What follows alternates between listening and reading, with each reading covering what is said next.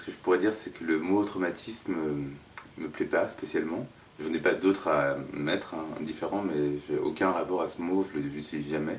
Je me sens pas moi traumatisé de quelque chose, donc je me sens un peu éloigné de cette idée de traumatisme.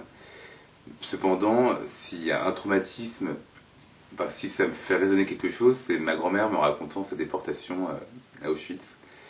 Donc si je dois chercher, je dirais, voilà, le traumatisme, c'est le sien, et donc c'est comment elle me racontait, comment ça s'est inscrit chez moi quand même, sa déportation dans ce camp de la mort.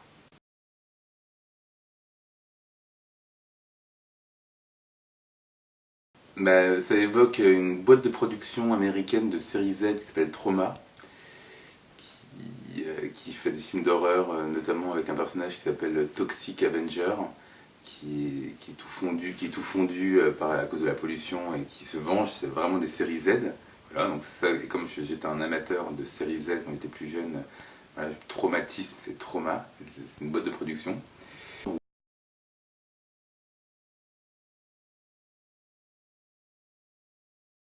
On voit souvent des choses traumatisantes, j'imagine, pour les personnages.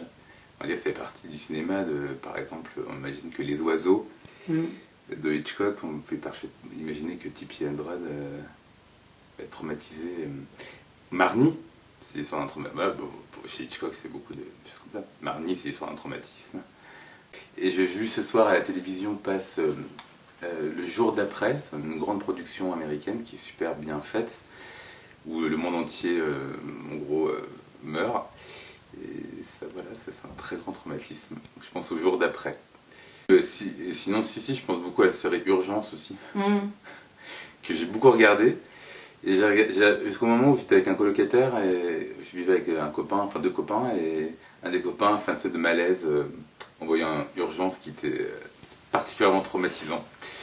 Je me rappelle très bien une scène dans Blade Runner où mon père a demandé que je sorte du salon parce qu'on regardait ensemble le film, et parce qu'il semblait que c'était une scène trop violente pour mon jeune âge.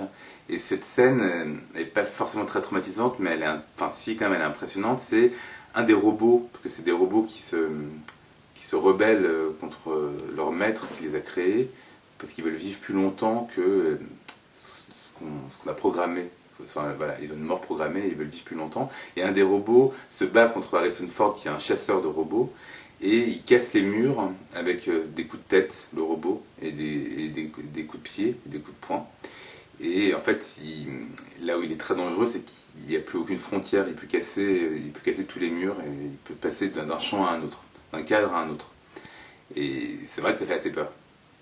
Et à un moment donné, il y a une scène super bien faite où on voit le bras juste qui s'enfonce dans le mur et qui chope la gorge d'Harrison Ford qui est en train de se protéger dans une pièce à côté.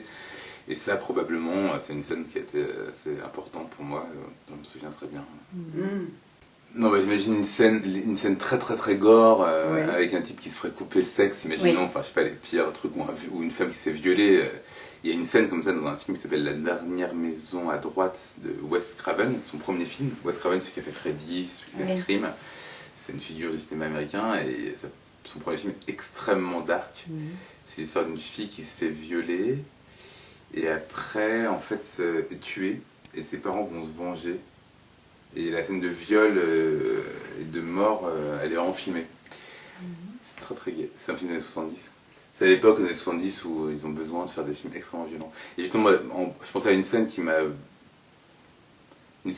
beaucoup marqué. C'est une scène dans Freddy de Wes Craven, qui est un grand film que vous devez voir pour vous psychanalystes, que c'est un film sur les rêves, puisque c'est l'histoire d'un personnage qui s'introduit dans les rêves de jeunes gens d'une banlieue américaine typique. C'est-à-dire fin fond du monde, quoi, un truc hyper triste. Et donc le personnage principal, pour lutter contre ce personnage qui s'est introduit dans les rêves, elle va devoir prendre des amphétamines, par exemple. Il y a tout un moment du film où elle ne peut plus dormir, parce qu'elle est en train d'élaborer son plan, comment elle va pouvoir le choper en redormant, mais il ne faut pas qu'elle dorme à ce moment-là pour pouvoir réfléchir, pas mourir. Et il y a une scène où on voit des gens qui font l'amour, c'est au début du film, et qui se font tuer, c'est très beau. Le personnage de Freddy est, comment on dit, il est invisible, et on les voit se faire balader partout dans toute la pièce, sur le plafond, partout, et Il y a du son.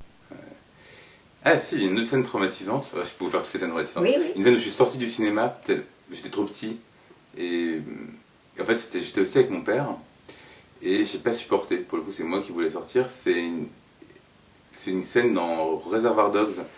Je l'ai vu petit, et donc de Tarantino, on en parlait tout à l'heure. Et là, c'est un des personnages qui torture un autre personnage, pensant que c'est peut-être un flic infiltré. Et il lui coupe l'oreille. C'est Michael Madsen qui coupe l'oreille, et je crois que lui, c'est Tim Ross. Et enfin, il sort sa voiture, prendre de l'essence, et revient encore. Et là, à ce moment-là, c'était trop, je pouvais pas. Et en fait, à ce moment-là, il s'est tué. Enfin, je me révèle. Donc en fait, il n'y avait pas en plus, il n'avait pas le brûlé en plus. Mais ça m'a beaucoup marqué. Mais bon, c'est des scènes que j'ai vues trop petit. Mais c'est beaucoup lié à l'enfance, le passage de l'enfance à l'adolescence, toutes ces scènes. En même temps, comme si c'était des passages obligés.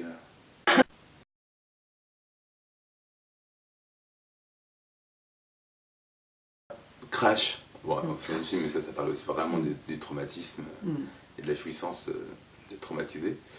Mais dans Dead Ringers, non, leur traumatisme probablement c'est d'être jumeaux à tel point qu'on les confond, enfin que leur être se dissout en. Ils ont un être pour deux corps, quoi. C'est ça qui est assez terrible. Que l'histoire est dingue, hein. C'est une femme, en fait, ils tombent amoureux de ces deux jumeaux qui sont des génies de la gynécologie et qui tombent sur une femme qui a 3 vulves et qui veut être opérée et qui est une actrice. Et eux, donc, ils doivent construire un instrument très complexe pour pouvoir l'ouvrir. Bien vu, on ne voit rien. Le film est hyper délicat, on ne verra jamais son sexe. C'est pas du tout un film dégoûtant, hein. Et en fait, ils tombent amoureux de cette femme, et dans les deux frères se détruisent. Je suis sûr qu'il y a encore une subtilité que j'ai oubliée, mais voilà, il y a cette histoire des trois sexes. A priori, c'est le grand cinéaste pour. Enfin, du moment, c'est le grand cinéaste vivant pour les psychanalystes, quoi. Oui. Non, je réfléchis à la Shoah de Lanzmann. Oui. Que Shoah de Lanzmann, moi, j'ai pas vu trop jeune pour le coup. J'ai réfléchi à savoir est-ce que c'est traumatisant ou est-ce que ça peut être traumatisant ou pas. En fait, je crois pas. Enfin, ça parce qu'il y a non, c'est très émouvant, très marquant. Enfin, moi, je réfléchis à l'avant et l'après. Oui. Est-ce que ça pourrait. Mais probablement, il y a la grande scène du coiffeur où un personnage raconte Oui. comment il a réceptionné des amis, même sa femme, qu'il était dans il ramassait les corps après les douches. J'imagine que ça m'a comme un peu traumatisé. J'ai dû y penser pas mal.